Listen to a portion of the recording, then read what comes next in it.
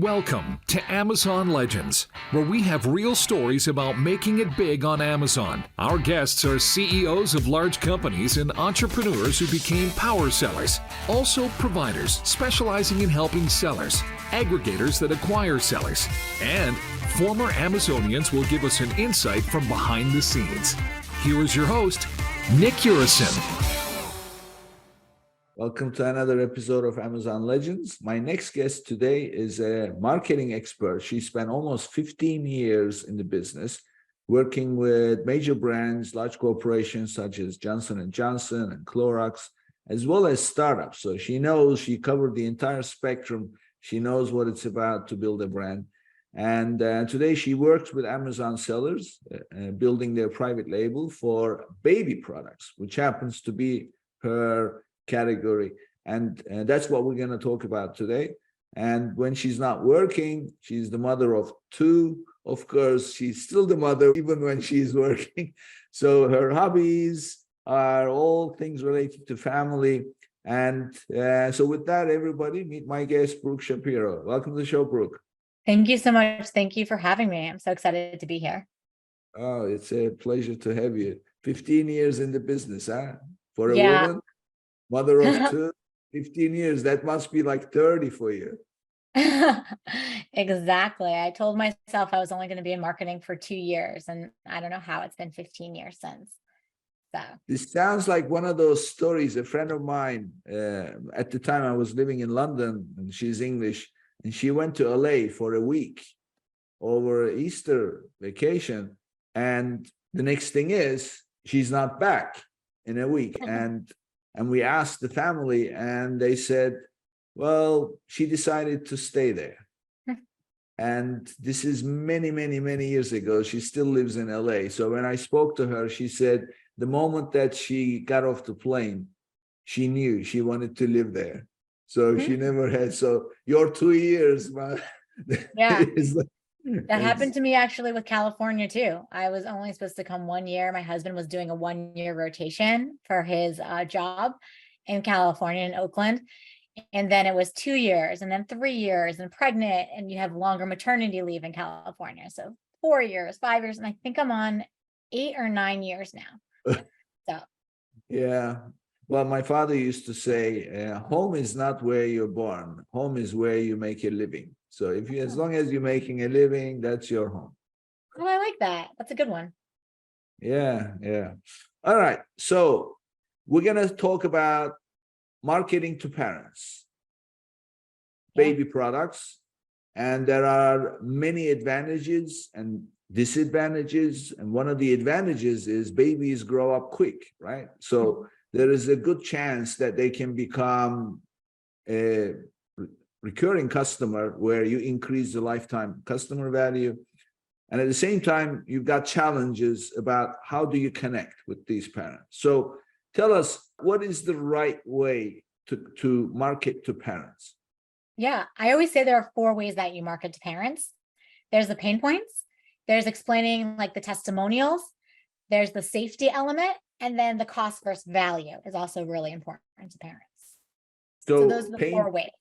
Pain points, testimonials, and cost versus value, and also one more thing. Safety, of course, safety. Okay, so I understand safety. I understand the testimonials. I understand, of course, the cost. Pain points. How do you communicate the pain points to the shoppers on Amazon? Yeah, for pain points, you have to really capture it in a few ways. There's the copy. So knowing what issues the parents might be having. So if it's for a newborn, probably sleep. It might be rashes if it's something with diapers. You may know it is education if they're a toddler. So there are just lots of different copy points that you have to think about that parents will be searching for. Like I was searching for the other day, headphones for my son because noises are too loud for him. So my issue was he was getting overwhelmed. So I was looking for products that could help with the child's overwhelm. So the copy is really important, not just, the SEO keywords are there, but parents are really going to be reading it to see if they're finding what their dilemma is. The images, So having images that are realistic. I think a lot of times on Amazon, we see the images are so perfect and polished, and parenting's a little bit messier. It's not aspirational where you want to be perfect and it's easy. It's a little more challenging. So you might have to show more realistic images of what it's like in parenting and what those parents, going back to the pain points, are going through, right? A baby crying or a baby, finally sleeping, showing them what that is they need. And then the other thing is videos. So having those short form videos on Amazon. So making sure that they seem realistic, because parents can just tell, they know what's real, they know it's not. They're in the thick of it. They are, it's breathing, living it, especially because they're on leave for most of, like, for first 3 months when they're buying lots of products. And then the last thing is the advertising strategy. So making sure you have the right keywords to reach these parents, knowing what they're looking for. You can't do time zones per se, but a lot of parents buy products in the middle of the night, right? They're up in the middle of the night. And so thinking about, what that parent's life really looks like and how you can have your Amazon page look exactly that would relate to them. Mm-hmm. Okay. Well, thank you for breaking it down. It kind of makes it easier for us to kind of dissect the subject and then get into each one, which is something I like to do, take things apart and then look at each piece separately. So we're going to talk about marketing to parents on these specific subjects of illustrating why they should buy your product. And so you broke down the pain points. So we'll get into the pain points and then how to communicate that in those four different ways, with the copy and the text and the copy, the images and the video and the advertising part, and then get into the testimonials, safety and cost against value, how to present your value versus just reducing the price. So let's jump right into it. So let's start with the pain points. Now, share with us some examples, real life examples of how you communicate the pain points in your copy. Yeah. So one of my clients is Diaper Derm, which is a baby rash cream. And so we were looking at pain points of a lot of parents feel disappointment when their kids get bad diaper rash, like they're a bad parent, or they didn't change them fast enough, or they've tried lots of different diapers. And so we would think about, when we are writing the copy, is your baby getting a diaper rash? How are they feeling about it? The images we show is like, the realistic before and after images, so you can see the improvements in their skin. And then for diaper rash cream, we ensure that the advertising set up properly. So we have the right keywords that will relate to the parents. If they're looking for diapers, their kids are probably going to get a diaper rash. So how do we go after those keywords? So there are just a lot of different ways when we think about the pain point when it comes to diaper rash and diaper cream, that we, think about how those parents are feeling at that moment, that disappointment, that scare. I remember I was really scared. I called the doctor when my son got a diaper rash because I was like, oh my gosh, like what's wrong with his skin? Like what's going on? I didn't know.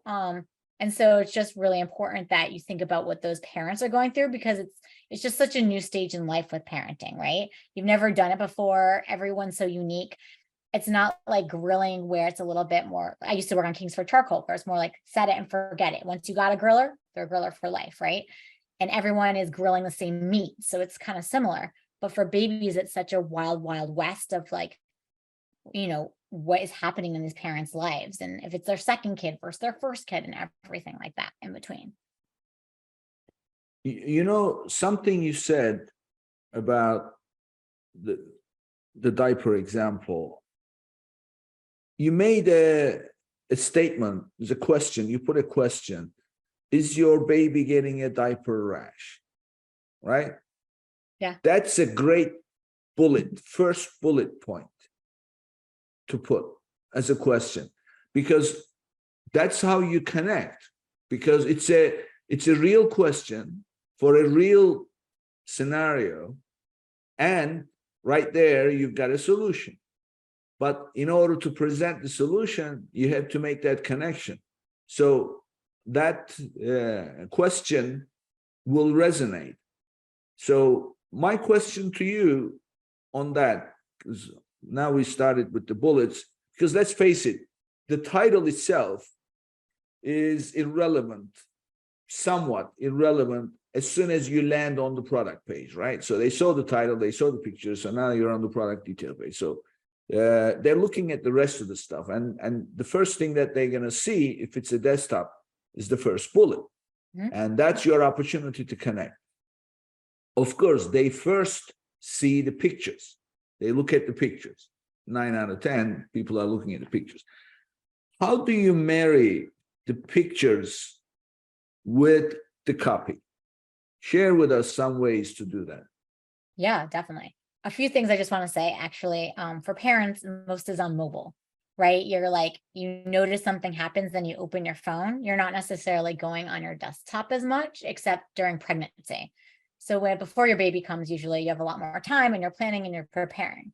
Once you actually have a baby, so I do marketing for both. Once you have a baby, it's a little bit more reactionary, right? Like, I have a diaper rush. My baby's not sleeping. Like, it just is a lot more, you can't prepare as much.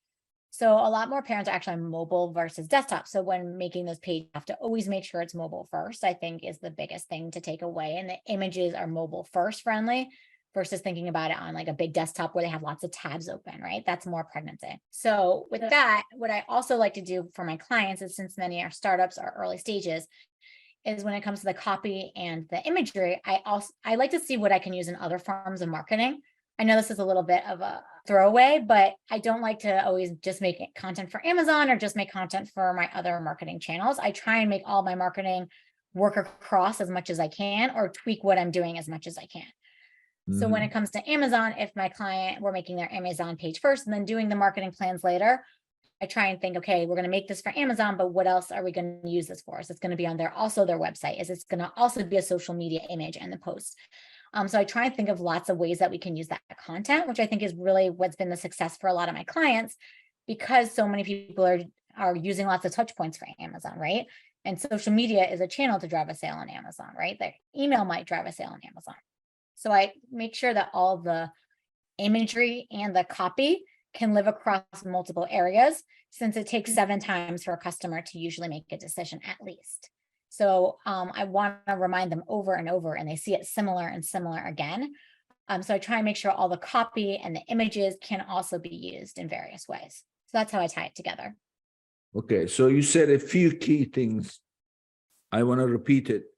Okay. A customer sees typically 7 times before they make a decision. So that's one. So don't expect, like, put it in one place and then that's it, or put it once and then that's it. So you want to maintain your consistency and appear 7 times. The second thing that you said, it's very important, is do not use different images, different messaging, so to speak, and different creatives across different channels, because that consistency will create that familiarity, right? So if you're posting on Facebook, Instagram, TikTok, or whatever, use the same kind of imagery as the Amazon page. So that way, when they finally land on the Amazon page, they know that was it, right? So these are extremely valuable, because a lot of people may think, oh, let's do something different for Facebook, make it special. No, not a good idea, right? Yeah, I mean, you can tweak it a little bit, but you want to have it consistent. And so what I actually see a lot with my clients is they'll have an Amazon agency, then they'll have a social media agency, then they have an email marketing agency. They have like 10 different people working on various elements of marketing, which is great, but it doesn't connect the dots and it's very sporadic. And so what I do is I come in for my clients and I joke I do a cleanup job, and I try and figure out how we can make things consistent. How can things connect the dots? How we can all be on the same page with our messaging across the board, and so that it looks consistent and makes sense. I prefer a build-up job, so you start, doing it right. But I also will do cleanup jobs, like I'm doing for one of my clients right now, where they have a bunch of different amazing, talented people, but they're not working together. And that's where you'll see the sales come together once everyone's working together, because so much gets missed along the way. Yeah, it's true. You know, this happens, right hand not knowing what the left hand is doing. And there is also, you know, I always say this, you know, it doesn't matter how big a ship gets. There is only one captain, right? You don't have to, he has somebody under him. So there has to be one mastermind, so to speak, that drives the whole marketing execution. But companies outsource social media to one agency, PPC to another agency, copywriting to another agency, or somebody does that in-house. It just doesn't work because everybody follows their own agenda. There's something else that you mentioned that's, I mean, these days it's a fact of life, but especially marketing to parents, I see that this is more important, that you must design your product detail page. When I say design, make sure you put the priority on the content, whether it's the bullets and pictures, based on mobile, because most parents, I heard you mention that they all use mobile, right? Yeah, it's definitely more a reactionary, or, you know, you're buying on the fly. You're not necessarily always planning ahead, or you're just adding your cart as you go throughout the day. And then at night you might review it and then click, you know, buy. That's something I see a lot too when it comes to marketing with parents, is that it's, again, more like continuous versus a planned purchase. Because in parenting, you know, if parents are listening, like, you're kind of learning as you go. It's a bit more iterative. It's not going on my vacation, I'm going to buy this and we're great and I'm done, right? It changes tomorrow. Your kid's clothes size changes. Their go through sleep changes. It's just a lot, you know, different every day, every few weeks. So it's definitely important to start with mobile, knowing that's where they usually start. Like I think most sites now start mobile and then, you know, go to desktop. Desktop's usually higher price points, more comparison, things of that nature. Yeah. Well, the other thing that I'm thinking of as far as buying for your baby, even if it's not your first baby, it's not like you had the previous experience last week, right? Right. You forget. You forget. So it's like, of course, you have an idea. You will be more prepared rather than panicky. You'll remember, you know, what had happened, like this diaper rash situation. You know, if you've had it before, you've experienced it, then you're not going to be as panicky. But nevertheless, what you have to do is not going to be the same thing. Remembering is not going to be in detail. You're going to, again, start doing your research in a maybe more deliberate way, right?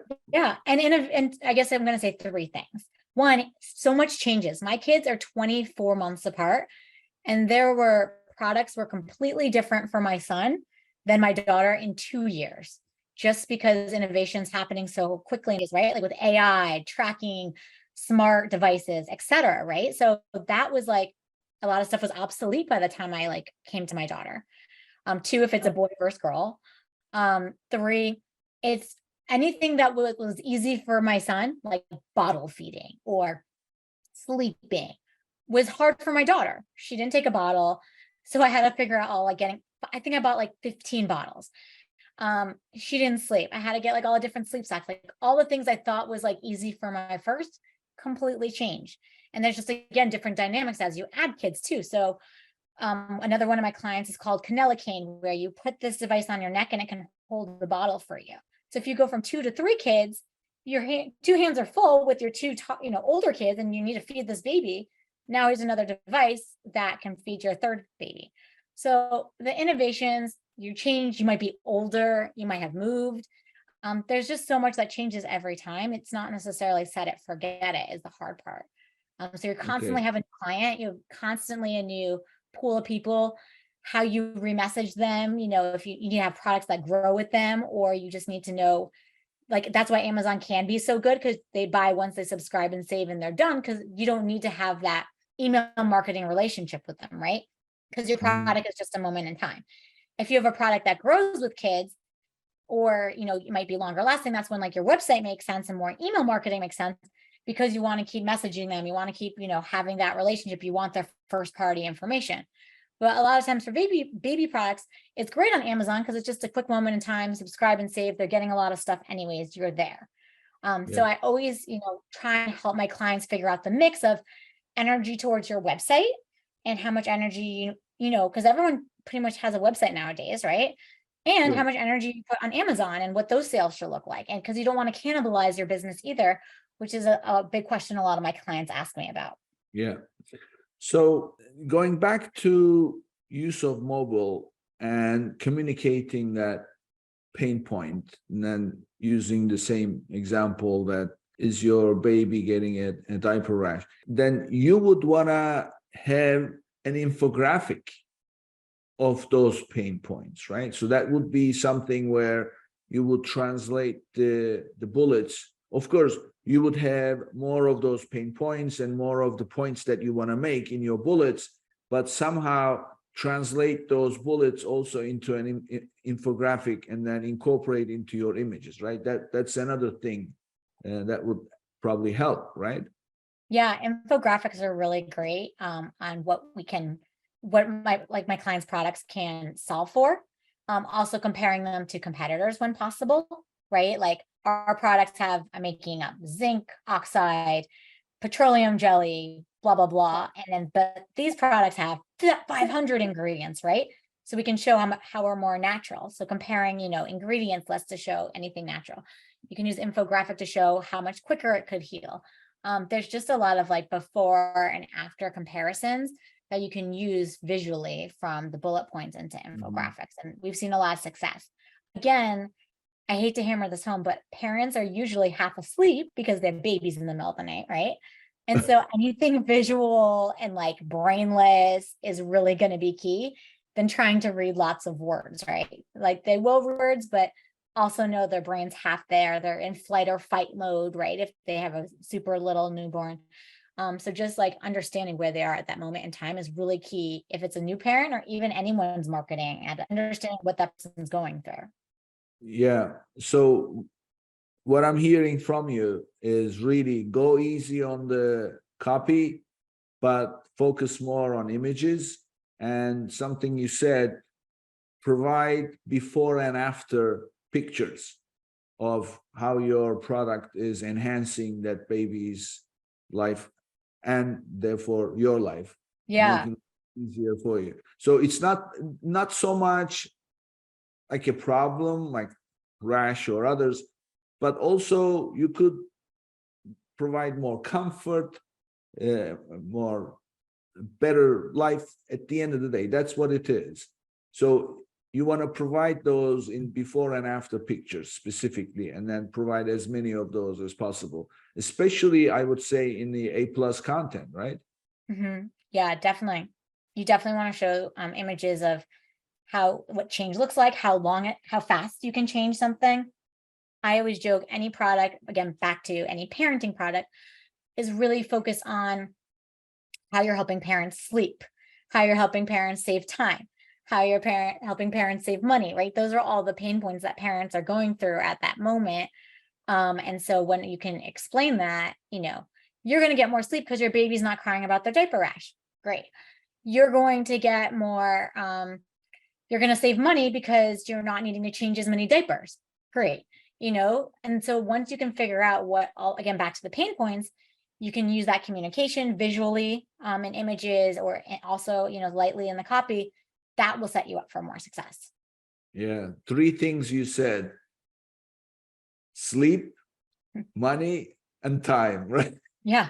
I mean, maybe everyone feels that way too, even without kids.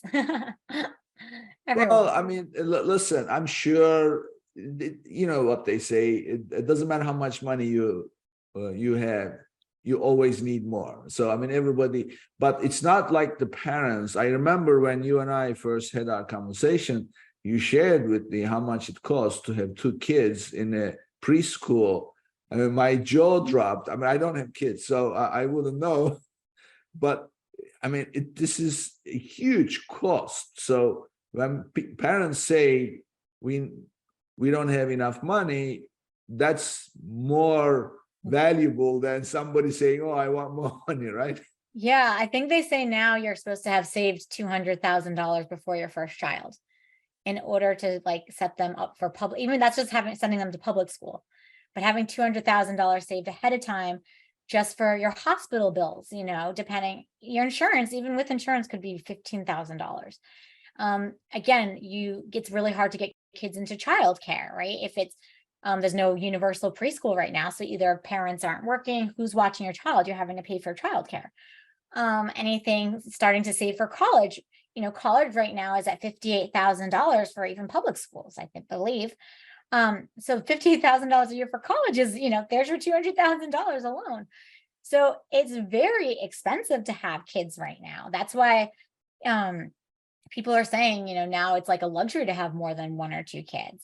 That's why people are having kids older, right? And so you may not have as much energy as when you could have kids when you're 21 years old. So that's why you're so tired. That's why, your back pulls out when you're lifting kids all the time. It's just a very different, maybe you had IVF, which also, if you had IVF, that cost you over $100,000 before you even had a kid. So there's all these costs, with kids that it's not a hobby, right? Like you have to pay these things a lot of times, and you can try and, get clothes from a friend, right? You can try and ask a parent to watch your child. There are things you can do to save yourself money and time, but your kid's going to need diapers. That's going to be a cost. You're going to have to figure out how to get those diapers. You're going to have to figure out childcare. You're going to have to figure out all these things that really do have costs tied to them. So everybody listening, these are all pain points for parents. So focus your copy and your images and videos around these pain points. And these are big pain points unrelated to our conversation, but I have to bring it up. It's expensive to have a child. That's why people have one or two. So there is a question. People want to retire as soon as possible, right? So what happens when you retire? You get Social Security and all the benefits, healthcare, once you are over the age of 65. If you have less and less and less people in the workforce, who's going to generate the tax revenue to pay for those benefits? I don't know. I mean, are you going to start taxing robots? Exactly. It becomes a self-destruction situation because everything is expensive. So therefore, you have less kids. Therefore, in 18 years, less people in the workforce. So everything becomes even more expensive. So there is no end, and it just goes from there. And it's a very difficult situation. Well, I'd say that's why AI is blowing up right now, right? Like Uber used to be your stay-at-home mom driving you around. Now working parents schedule the Ubers for their, middle schoolers, et cetera, to go from point A to point B.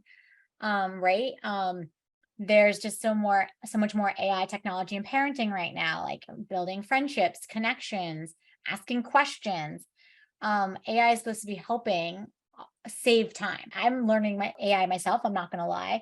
I'm saving time instead of writing emails every week. Can I use AI? Some people are trying to use AI for their Amazon copy. I mean, I think there's a human element to that, but it gives you a starting point. AI is really going to change the world. And I think it's one of those things we all have to learn, and we'll see how it changes. Well, as we record this is July 25th. And today when I was having lunch, I had the TV on and I was looking at, I watched C-SPAN quite a bit, and there was a hearing going on. And the hearing was about regulating artificial intelligence. And the government is looking to create an agency to regulate AI so that it doesn't get out of hand.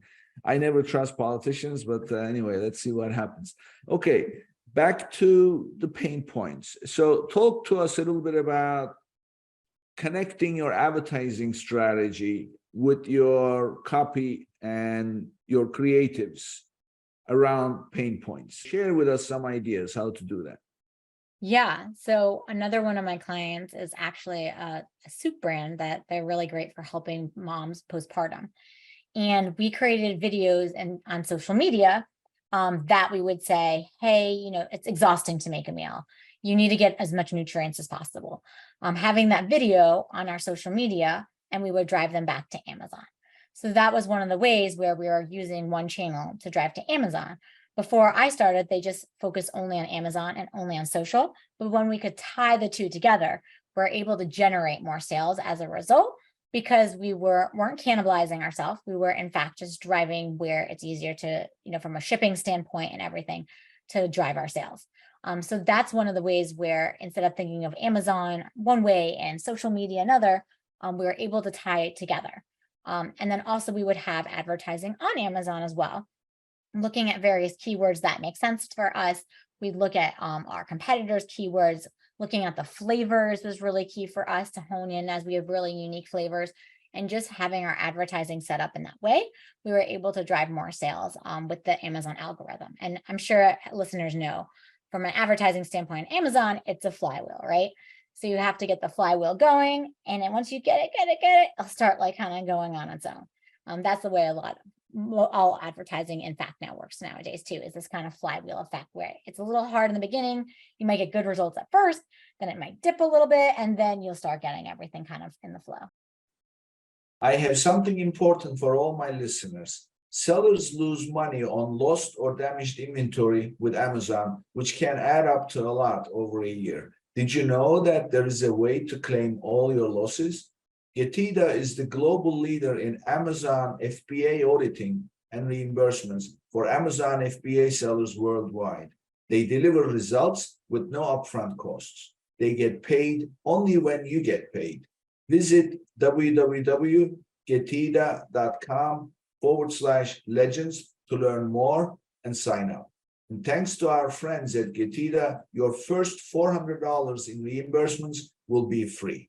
That's www.getida.com/legends, and that's www.getida.com/legends. You know what I want to ask you, if you've had any experience with the results you're getting on video ads when you are marketing to parents, is it more or less or the same? What do you think? Yeah, I think it just depends on the video. Influencer videos do really, really well, because you're seeing someone else again in the thick of it with you. It feels real. It feels authentic. One of my clients, she's the founder and a mom herself, so she makes videos, of herself with her baby. So I think video does really well. Video first came out when I was leading Amazon advertising at Clorox. And so from like a very clinical cleaning standpoint, it wasn't that, we had a hard time getting people interested in watching our videos. It's not that interesting to watch someone clean a product, clean a bathtub. But if it's something where, again, you're seeing the video of before and after, or you're seeing the baby crying and asleep, or whatever that is, as long as it's not too long and engaging, you can really see great results. Yeah, videos these days becoming a mainstream thing. It's not even pictures as much anymore. And, you put it in the best possible way. I mean, if parents are lacking sleep, they're not going to read stuff, right? So, and pictures, you just look at the picture, but video is engaging. So you're going to watch the video. So there's more opportunity in video. The other thing is Amazon is making videos a lot more dominant in terms of where they appear and the diversity of them. And you can even upload videos to any product you see. So it's not like only the seller can upload. And I'm not even talking about the questions, answers, but you can go to any listing, and right underneath where it says related videos, there is a whole strip of videos. And right underneath, there is a button that says upload video. So anybody can upload video. So in other words, so the message here is this: if you are not creating your own videos, somebody else or somebody else's videos, either in a negative way about your product or in a positive way to take away the limelight, so to speak, from your product, promoting theirs, it's going to appear there, right? So videos are key in terms of communicating your message. Yeah. And so one of my clients, a protein ball, we actually have asked our emailers, to make videos for us, so that way we can have it to upload to Amazon, or asking them to make testimonials and make a video on Amazon. The more we can get videos up there, it really helps drive our authenticity. The testimonials, kind of like I said in the beginning, is also really important because people are checking to see, what is, like, that's the first thing I do is I always look at the testimonials, the good, the bad, and then decide if I'm going to buy it, right? So just having all those videos there, I might watch a video of someone using the product. I just bought a watering can the other day. Okay. That's how you know I'm getting old. We talked about me doing marketing for 15 years. So now I feel really old getting a watering can. And I was watching the different watering can videos over and over again, like, oh, this one spills, this one, the top falls off, right? And so you just, the videos really helped me see how heavy it could feel with the water as an older person holding it. It was a younger person holding this watering can. And so the videos just really help drive on Amazon. Mm-hmm. So this is a good connection to the next area after pain points is the testimonials. So make your testimonials videos as much as possible. So one thing though about making video testimonials, when people are watching these videos, generally they have their sound off. So share with us some best practices to keep the focus on the product itself while you have a video testimonial. Yeah. So depending on if we're asking our customers to do testimonials, or if we're asking an influencer to upload a testimonial for us, you can ask an influencer to put the captions over their video, right? So that way someone can read it. It's already in your video file. So when you upload it, it's okay. So that is one of the things that you can do. Again, just making it super visual, like I was saying with the watering can, like very slowly, like showing, all the different benefits, highlighting the benefits.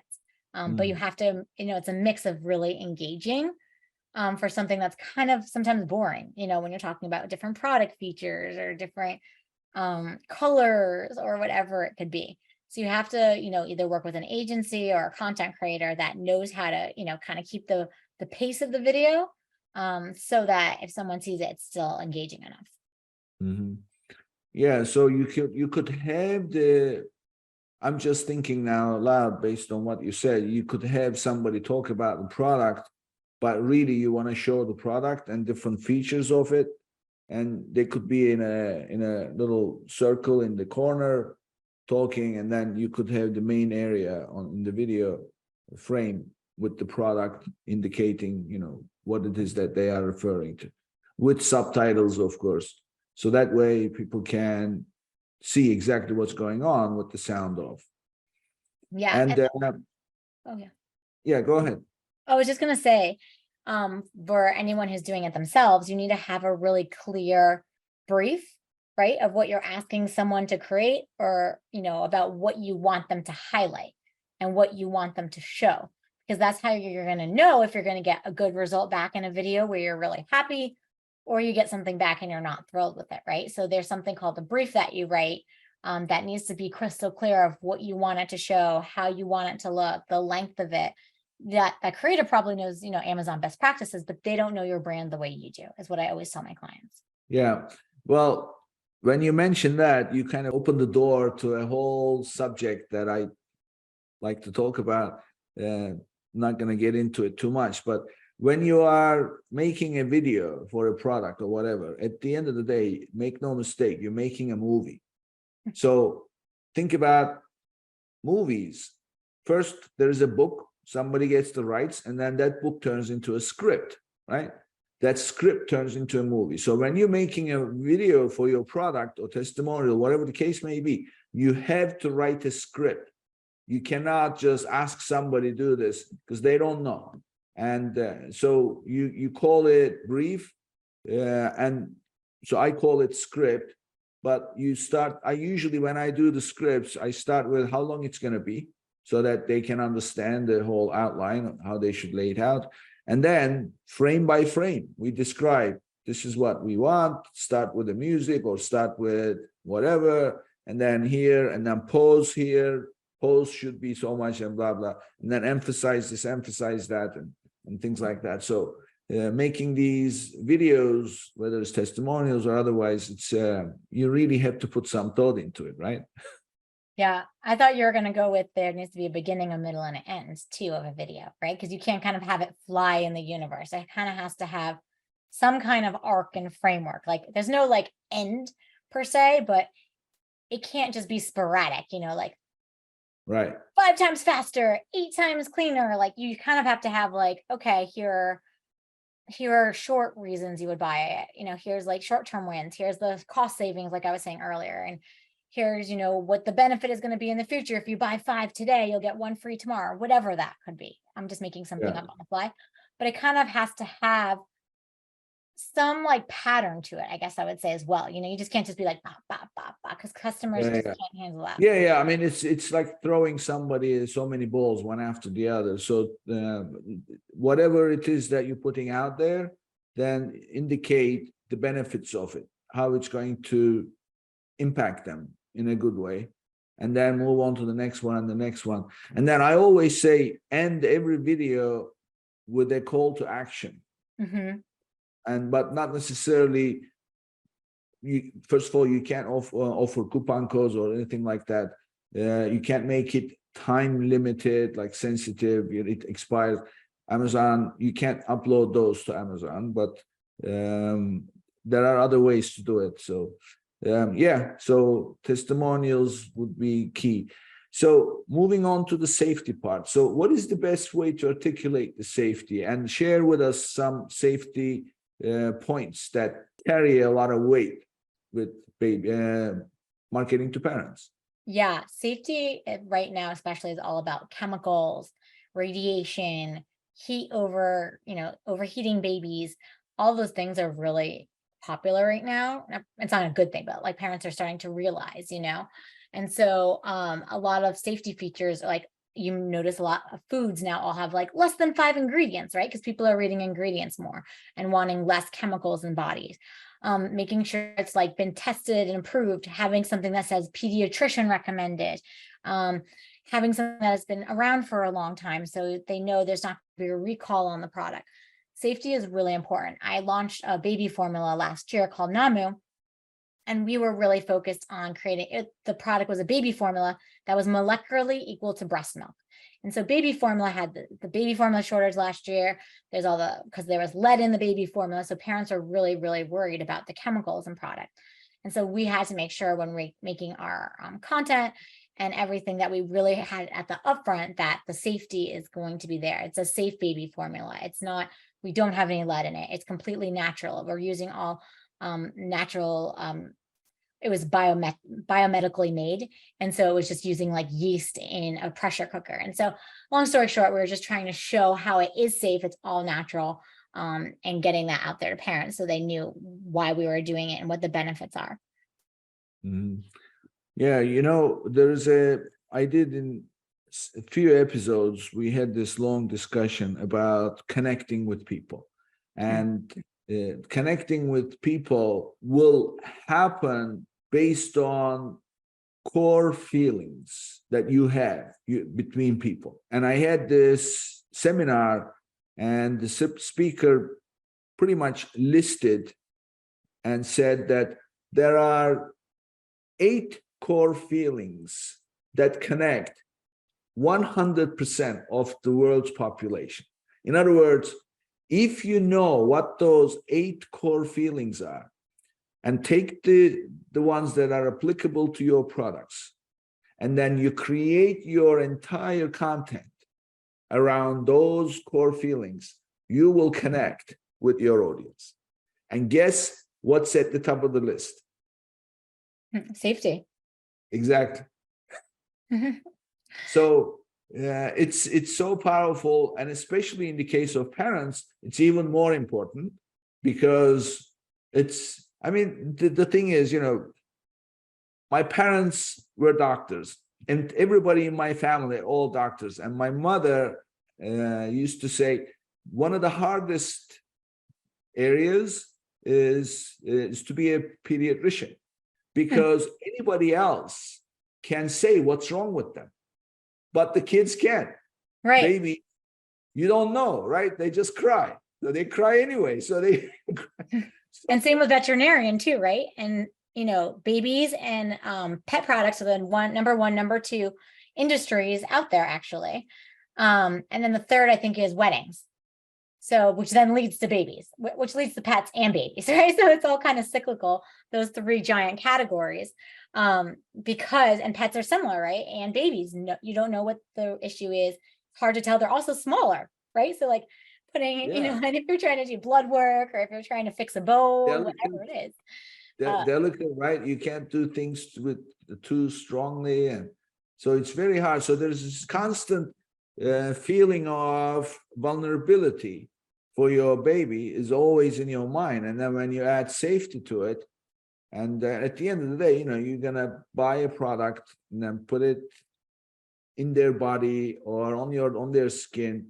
You want to make sure that it's safe. So, Brooke, one thing I like is I like seals. I like creating seals. Like these are not necessarily official seals where you have some kind of a document that says you have this, but it's seals that say, for example, 100% chemical free, and you could turn that into a seal.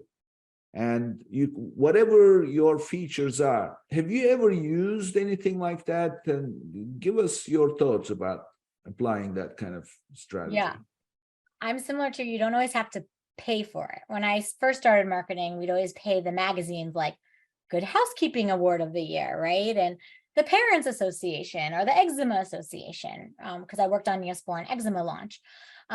So yes, I mean, maybe there are times you do want to pay for that, right? If you're going to get, their network with it. But you can also look at your own research when you're doing studies and data and use that as well. So, anything like BPA free, gluten free, toxin free, natural. Some seals you need to have official approval of if you're going to say it's kosher or organic or something. And then there's a third one I can't think of right now, but you can have seals that kind of validate the key points that, your parent, kind of going back to the pain points that they want to see, like all natural, absorbent, if it's a diaper, if it's temperature controlled, all those type of things are really important seals. Again, back to my client diaper derm is NICU pediatrician recommended. So that's a really strong claim that we can have, that a NICU doctor would put this product on newborn babies, right? Because they have the softest skin and very delicate. So that kind of seal, is really strong for us to get, our clients to feel comfortable in trying out our products. Mm-hmm. Well, when I start working with my clients and we get to work on the imagery, so to speak, I always say, look, we're going to have the main picture, and then we're going to have use cases or lifestyle pictures. And then there is one section called seals. And I tell them there are two types of seals. This is all me. Okay. There's no like literature anywhere.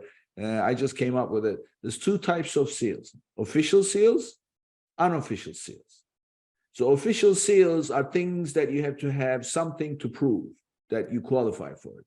It could be your membership, it could be your certification, it could be whatever the case may be, the natural, organic, all those claims. In other words, the claims that you are making that need to be backed up with evidence, official evidence.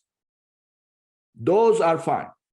I'm not referring to those. I'm referring to unofficial seals that I call unofficial seals.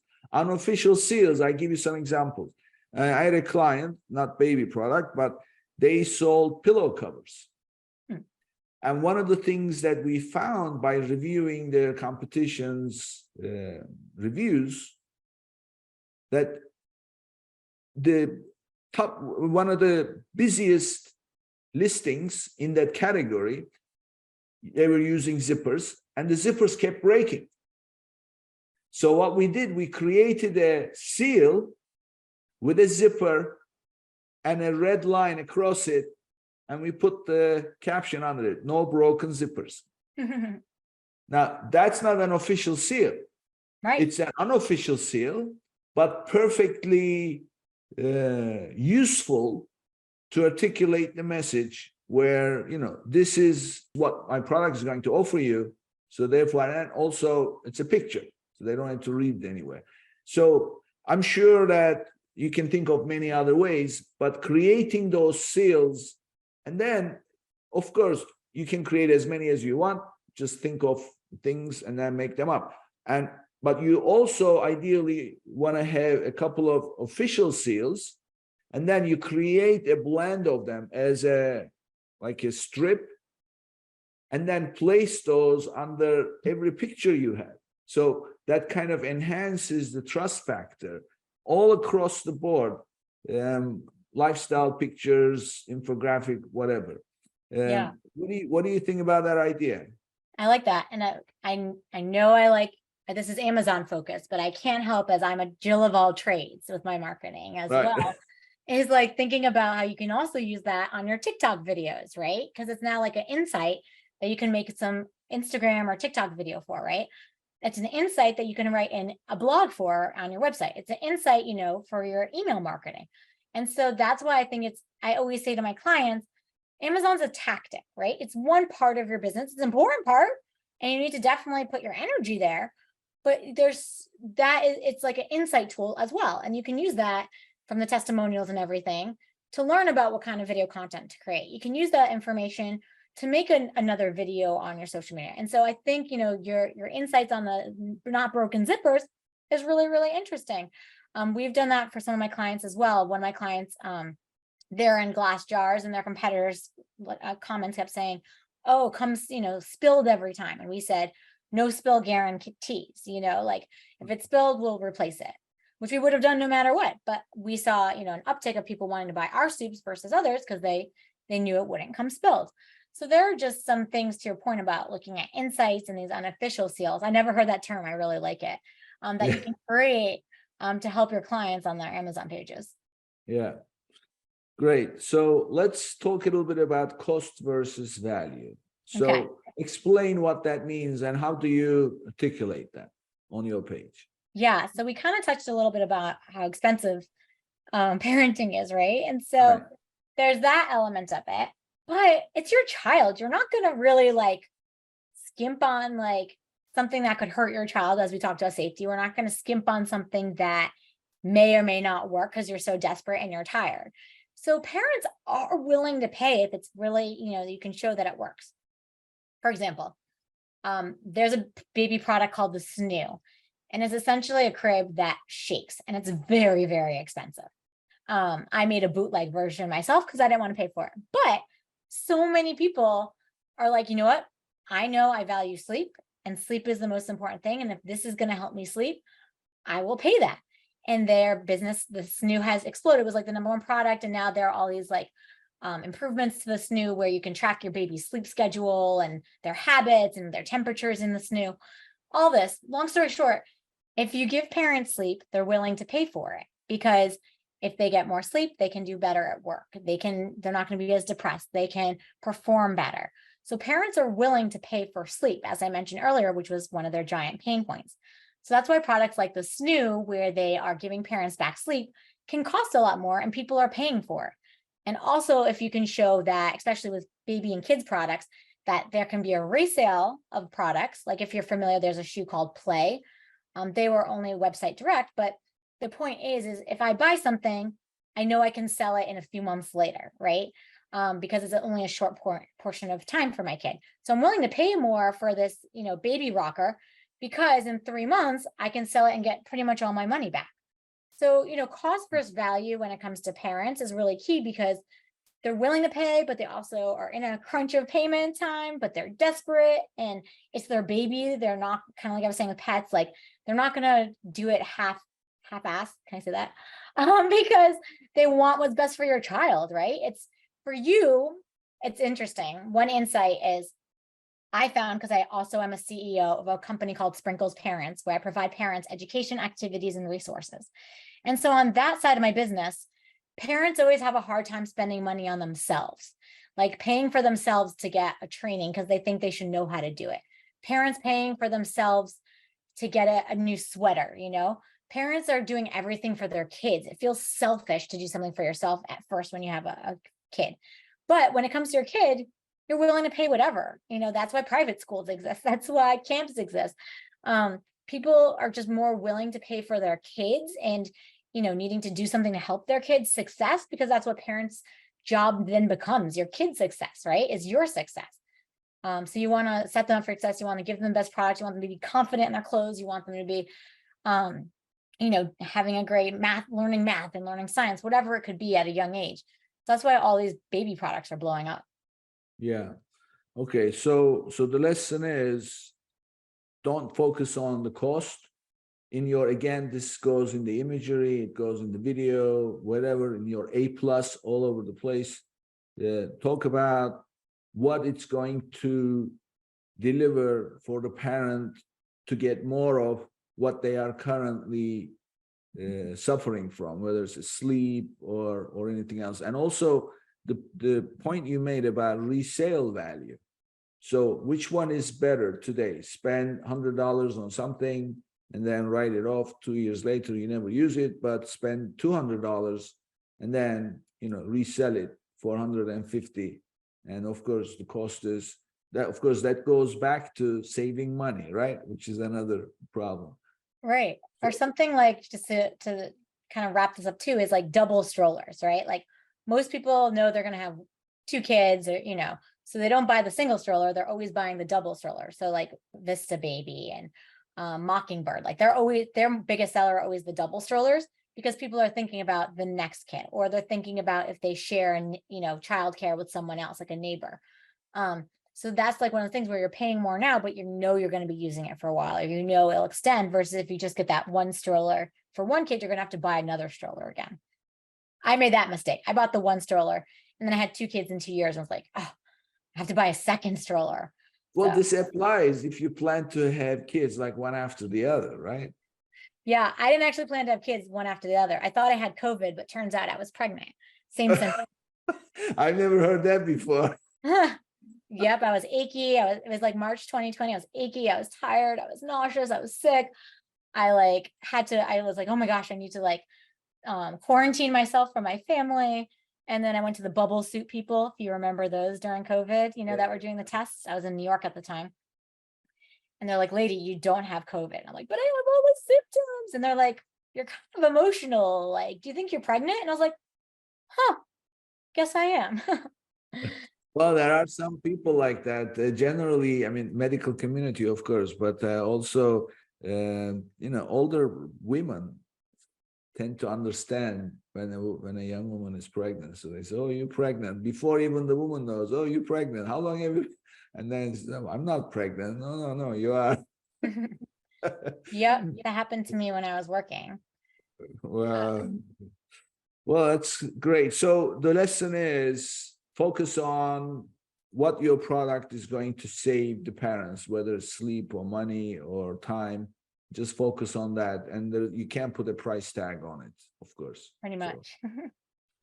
Great conversation, Brooke. So obviously I can tell you speaking directly from the heart. You've experienced everything you're talking about yourself as a mother, right? Yeah, and So more. it's not and more, exactly. So let's get to know you a little bit. This is my favorite part of it. Spend a few minutes. So tell us your beginnings. Where did you grow up? And share with us some of your life experiences. Oh boy. Okay. Well, my beginnings, I'm from Bridgeport, Connecticut, is where I grew up. I went to boarding school when I was 13 years old, but I didn't graduate. But in order to find out that story, you'd have to take me out for a beer, Nick. And then I went to Babson College because I knew I was always very entrepreneurial, which is what got me in trouble. And so I studied entrepreneurship, and I didn't get into the women's entrepreneurship group, and I was heartbroken. I thought, oh, I'm not entrepreneurial. And so I frankly gave up on it. I had started a company called Sparkles Against Cancer, where I was doing bedazzled bags while in college. And when I didn't get into the entrepreneurship group, I thought, oh, my business isn't good enough. So then I was like, okay, what am I good at? And I happened to be really great at marketing, because my mom growing up would always be the person, whenever at the mall, they would ask people questions like, hey, smell this perfume, try this chocolate, whatever it would be. We'd get like $20 for it. So I understood like all the questionnaires and quantitative and qualitative marketing in that way. And so I started working in marketing at a quantitative agency called Millward Brown. I was studying abroad. They sent me to Australia. So I got to work in 2 different countries, working in quantitative and qualitative media. Then I got married at 21, and I graduated at 21, had a bridal shower, bachelorette party, 21st birthday, all in 6 weeks. I think that's always crazy now looking back on it. And my husband was, he went to law school, so I was working. So we lived off of no money. I commuted 2 hours each day for an advertising agency working on Coca-Cola. And at the time I was working on Sprite, and we were marketing Sprite to babies. We were trying to reach low-income moms, having them put the Sprite in their baby's bottle. It was great for their stomach. And that never felt right. Like I kept being like, I'm not sure we want moms giving their kids soda. Like this doesn't seem healthy. And then a coworker of mine went and worked on Babies R Us and said, hey, Brooke, you're always talking about babies, come work on Babies R Us and digital marketing and traditional strategy. So I went over to work on Babies R Us for a few years. I kept positioning it saying, hey, we need to watch out for Amazon. There's this thing called Amazon. We got to be careful about Amazon, and nobody would listen to me. So essentially, I went from focusing on in-store when I was working on Babies R Us to e-commerce as well, and developing partnerships that would directly link towards birthday cards like Evites and things of that nature. And then after that, I went to work on Johnson Baby because someone heard I was working on Babies R Us, and they're like, oh, you're the baby girl. And I'm like, I don't have babies. Like, I don't know, how am I getting in this baby, pigeonholed in my career? And so I went and worked on Johnson Baby, Band-Aid, Neosporin, Bengay, and this thing called Amazon came out. And I kept saying, hey, like, wouldn't it be cool? Like Band-Aids are so cheap, you can add to cart. I'll be like, it's an extra 30 cents. We need to hit the maximum in order to, get that free shipping. So we started working with Amazon to be like the add to cart product, because they were all such cheap items. And then after we added to cart on Amazon, everyone was like, whoa, Brooke, Amazon, like you understand Amazon marketing. And I was like, yeah. And so I went and worked at a startup agency that was focused on Amazon. And then I took a stint working on Taco Bell because every marketer wants to work on Taco Bell. I had $100 million budget working on Taco Bell.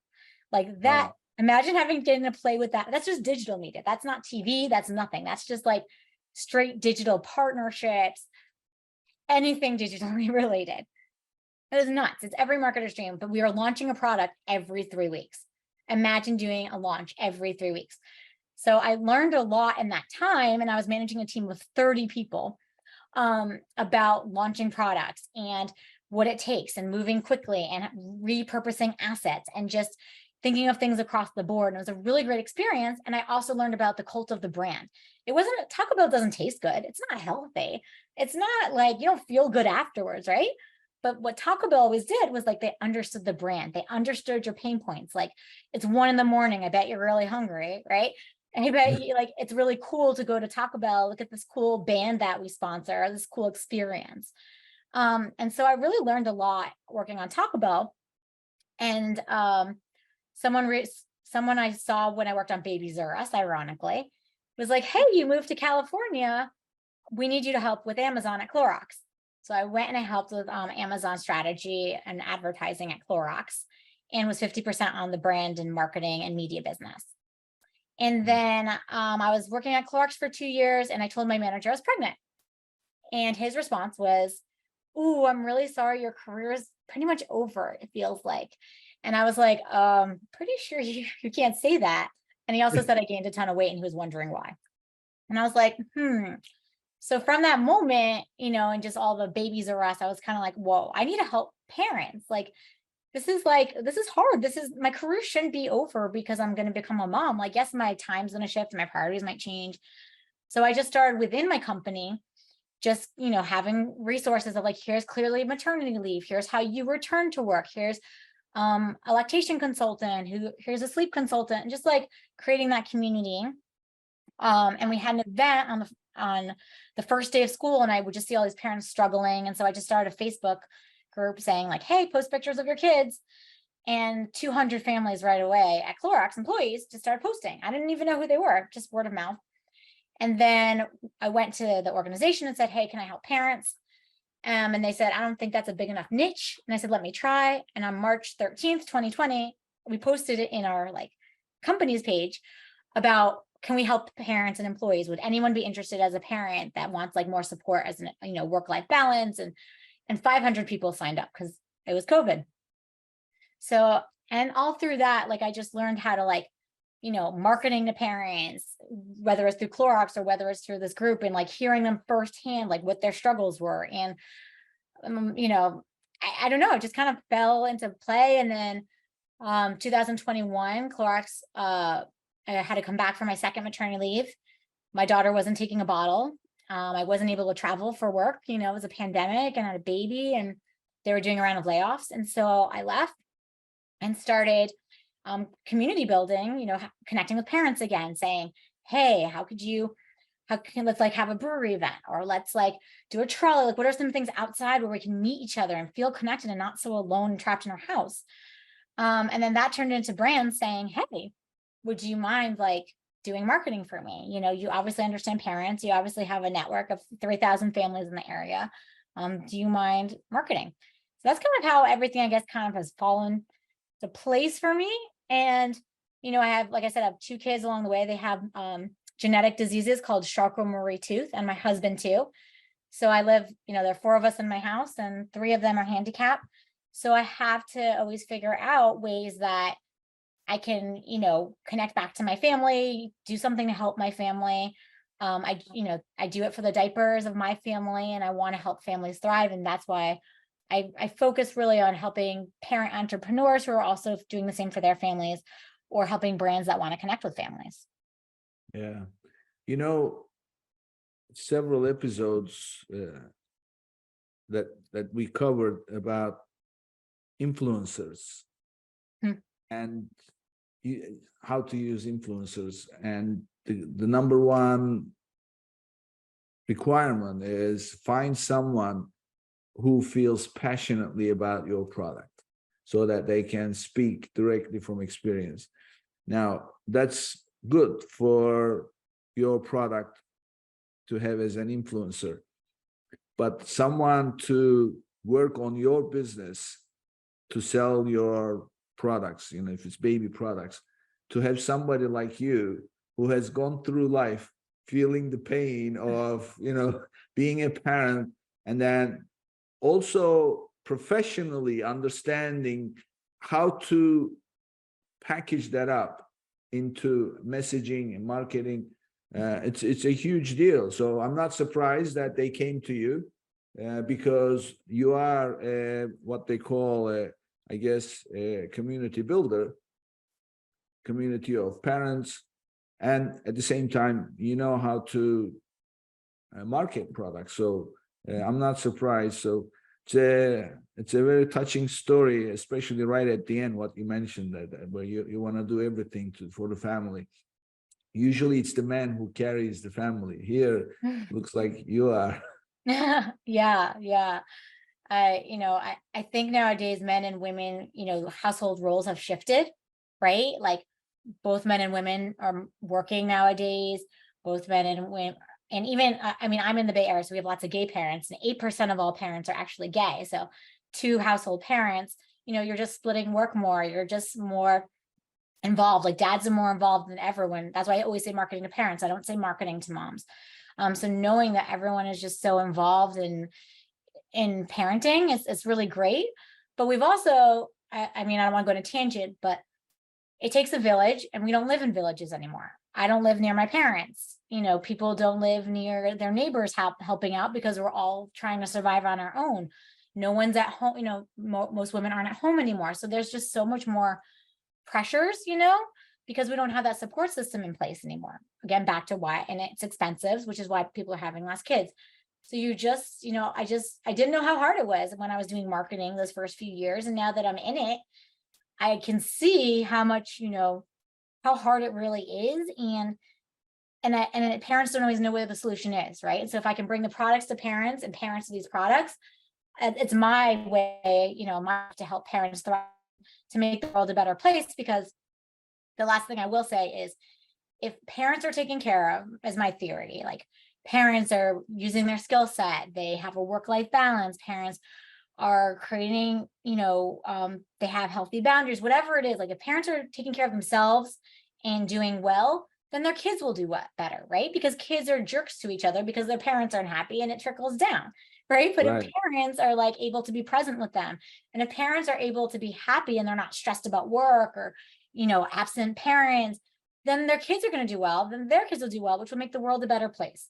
And so if I can help parents, that will then help their kids, that will help my kids, right? Because, all the kids are diverse and can play together and live in this beautiful world. It's a win-win for all. So that's why I do this. That's great. It's a great message to end with, to everything that we talked about in terms of the knowledge required and your skills. So tell us, how can people reach you? Share your contact information with us. Yeah, of course. So you can find me on my website, brookeshapiro.com. You can find Instagram as Brooke Shapiro, the marketing mom.